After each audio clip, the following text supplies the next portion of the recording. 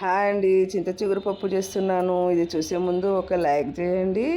అలాగే కొత్తగా చూసేవారైతే సబ్స్క్రైబ్ చేసుకోండి ఫ్రెండ్స్. అయితే కుక్కర్లో కాస్త ఆయిల్ వేసి కడిగి శుభ్రం చేసుకున్న కందిపప్పు, 3 పచ్చిమిర్చి చీలికలు, ఒక టమాటా ముక్కలుగా కట్ చేసి వేసి మంచిగా వేయించుకొని కాస్త పసుపు వేసి నీళ్లు పోసి ఉడికించుకోవాలండి.